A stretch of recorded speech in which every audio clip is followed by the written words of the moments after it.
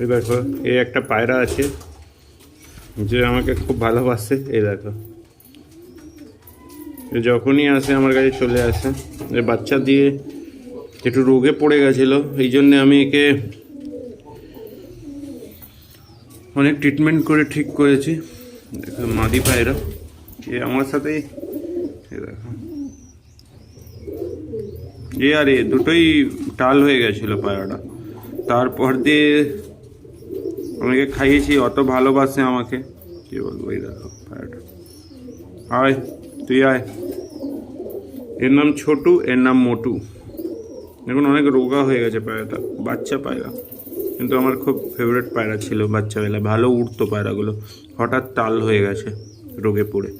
তারপর দিয়ে মুখে খাইয়ে খাইয়ে অভ্যাস হয়ে গেছে। তারপরে খালি আমার কাছ দিয়ে এখন ঠিক হয়ে গেছে, নিজে দিয়ে খেতে পারে, কিন্তু খালি আমার কাছ